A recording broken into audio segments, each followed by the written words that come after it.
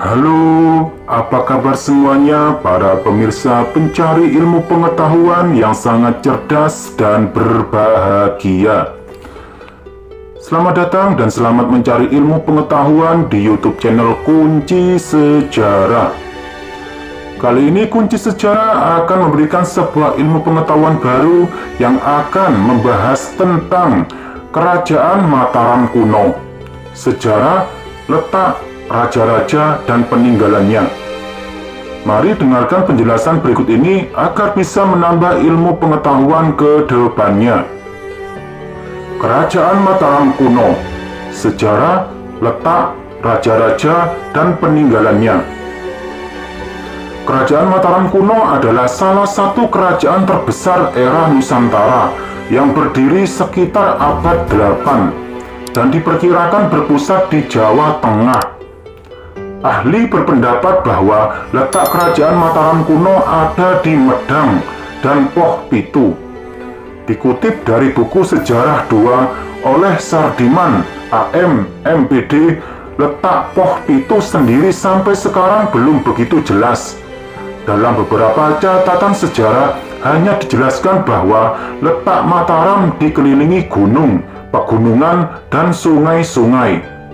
Catatan itu kemudian dipadukan dengan kondisi geografis sekarang yang dulunya adalah wilayah kekuasaan Mataram kuno. Banyak ahli yang menganggap sangat mungkin Gunung Merapi, Gunung Merbabu, Gunung Sumbing, dan Sindoro adalah pegunungan di sebelah utara kerajaan Mataram kuno. Kemudian di sebelah barat terdapat pegunungan Serayu, di sebelah timur terdapat Gunung Lawu, serta di sebelah selatan berdekatan dengan Laut Selatan dan Pegunungan Seribu. Sedangkan sungai-sungai yang ada, misalnya Sungai Bogowonto, Progo, Opak, dan Bengawan Solo, sedangkan Poh Pitu kemudian berada di antara Kedu sampai sekitar Prambanan. Lalu, bagaimana awal mula berdirinya kerajaan Mataram kuno? Mari dengarkan penjelasan berikut ini karena akan lengkap beserta raja-raja dan peninggalan dari kerajaan Mataram kuno. Sejarah berdirinya kerajaan Mataram kuno. Mengutip dari buku Explore Sejarah Indonesia Jilid 1 untuk SMA atau MA kelas 10 oleh Dr. Abdurrahman, nama Mataram diambil dari istilah Bumi Mataram, yang artinya adalah daerah yang dikelilingi oleh gunung-gunung. Berdasarkan letak pemerintahannya, sejarah kerajaan Mataram kuno terbagi atas dua periode. Periode pertama ditandai dengan lokasi pusat pemerintah yang terletak di Jawa Tengah pada abad ke-8. Sementara itu, periode kedua ditandai dengan lokasi pusat pemerintah di Jawa Timur pada abad ke-9 sampai 10. Periode Jawa Tengah diwarnai dengan adanya dua wangsa atau dinasti yang berkuasa dalam satu masa, yaitu dinasti Sanjaya atau Hindu dan wangsa Sailendra atau Buddha.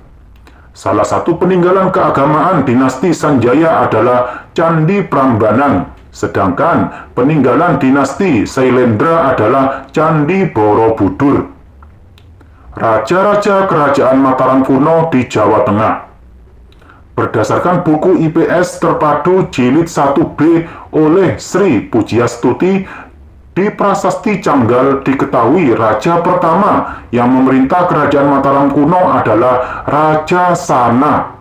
Kemudian Raja Sana digantikan oleh keponakannya yang bernama Sanjaya. Raja Sanjaya memerintah dengan bijaksana sehingga rakyat hidup makmur, aman, dan tentram. Setelah kerajaan Mataram kuno diperintahkan oleh Panangkaran dari dinasti Sailendra. Setelah wafatnya, Panangkaran Mataram kuno terpecah menjadi dua, yakni Mataram kuno yang bercorak Hindu dan Buddha. Kerajaan Mataram kuno yang bercorak Hindu meliputi Jawa Tengah bagian utara di bawah pemerintahan dinasti Sanjaya. Raja-rajanya Panunggalan, Warak, Garung, dan Pikatan. Sementara itu, kerajaan Mataram kuno bercorak Buddha meliputi Jawa Tengah bagian selatan di bawah kekuasaan dinasti Sailendra. Indra adalah salah satu rajanya. Kerajaan yang terpisah itu kembali disatukan melalui perkawinan politik Rakai Pikatan dari dinasti Sanjaya dengan Pramodawardhani dari keluarga Sailendra. Kerajaan Mataram kuno mendapatkan serangan dari kerajaan Sriwijaya yang dipimpin oleh Balaputra Dewa. Di sisi lain, Gunung Merapi terjadi erupsi yang menyebabkan Empu Sindok memutuskan untuk melakukan perpindahan. Raja-raja kerajaan Mataram kuno di Jawa Timur. Dr. Handos Prawoto MPD dalam buku seri IPS Sejarah menjelaskan bahwa raja-raja yang memerintah kerajaan Mataram kuno di Jawa Timur yaitu yang pertama Empu Sendok memerintah 928 sampai 947. Empu Sendok merupakan pendiri dinasti baru atau dinasti Isyana dengan bergelar Empu Sindok Sri Isyana Tunggadewa Wijaya. Berita-berita pemerintahan Empu Sindok tampaknya kurang berkembang melalui prasasti Kalkuta sampai kemudian muncul nama Dharma Wangsa. Yang kedua, Dharma Wangsa memerintah 991 sampai 1016. Dharma Wangsa melakukan penyerangan ke Sriwijaya untuk merebut jalur perdagangan laut Jawa dan berhasil menguasai Sriwijaya pada tahun 992. Tidak lama kemudian, Sriwijaya mengirimkan serangan balasan yang mengakibatkan kerajaan Medang hancur dan para pembesar istana termasuk Dharma Wangsa ikut tewas. Tetapi menantu Dharma Wangsa berhasil menyelamatkan diri dan kerajaan hancur terpecah menjadi beberapa wilayah yang berdiri sendiri. Peristiwa itu terjadi pada tahun 1016.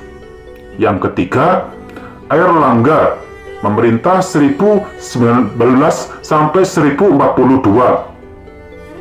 Airlangga dinobatkan sebagai raja setelah pergi bertapa di hutan selama 3 tahun. Namun, raja-raja dari kerajaan kecil di sekitarnya tidak mau mengakuinya sebagai raja. Airlangga melakukan penaklukan kerajaan tersebut dan berhasil menyatukan kembali kerajaan yang terpecah pada tahun 1037. Kemudian, ibu kota kerajaan dipindahkan ke Kahuripan. Setelah kerajaan kembali utuh, kebijakan diarahkan pada peningkatan perekonomian. Sebagai kerajaan agraris, irigasi sistem pengairan sawah diperbaiki dan dibangun bendungan Waringin Sapta di Sungai Brantas. Pengembangan perdagangan dimajukan melalui perbaikan pelabuhan Hujung Galuh. Untuk menggantikan dirinya sebagai raja, Airlangga sudah menyiapkan putrinya bernama Sanggar Wijaya. Akan tetapi, putrinya tidak tertarik menjadi raja dan memilih untuk menjadi pertapa. Agar tidak terjadi perebutan kekuasaan antara dua orang putra Airlangga dan selir-selirnya, kerajaan dibagi dua, yaitu Jenggala dan Kediri atau Panjalu. Panji Grasakan menjadi Raja Jenggala dan Samarawijaya menjadi Raja Kediri. Peninggalan Kerajaan Mataram kuno. Dikutip dari buku-buku siswa sejarah Indonesia SMA atau MA kelas 10 oleh Windriyati SPD, peninggalan dari Kerajaan Mataram kuno berupa prasasti dan candi. Di antaranya, 1. Prasasti Canggal menggunakan huruf Palawa dan bahasa Sanskerta berangka tahun 723 Masehi, menceritakan tentang pendirian lingga atau lambang Siwa di desa Kunjara Kunja. Yang kedua, prasasti Kalasan ditemukan di desa Kalasan, Yogyakarta berangka 778 Masehi, ditulis dalam huruf Pranagari atau India Utara dan bahasa Sanskerta. Yang ketiga, prasasti Mantiasi ditemukan di Mantiasi, Kedu, Jawa Tengah berangka tahun 907 Masehi menggunakan bahasa Jawa kuno. Yang keempat, Prasasti Klurak ditemukan di desa Prambanan berangka tahun 782 Masehi, ditulis huruf Pranagari dan bahasa Sanskerta. Candi-candi peninggalan kerajaan Mataram kuno antara lain Candi Kalasan, Candi Plaosan, Candi Prambanan, Candi Sambisari, Candi Sari, Candi Kedulan, Candi Sojiwan, Candi Barong, dan tentunya yang paling kolosal adalah Candi Borobudur. Nah, itulah penjelasan mengenai letak kerajaan Mataram kuno lengkap dengan nama raja dan peninggalannya. Demikianlah penjelasan dari YouTube channel Kunci Sejarah. Semoga bisa menambah ilmu pengetahuan ke depannya. Jangan lupa selalu dukung YouTube channel Kunci Sejarah ini dengan cara tekan tombol like dan subscribe, agar kalian tidak tertinggal mengenai informasi ilmu pengetahuan ke depannya. Sekian, terima kasih, semoga bermanfaat.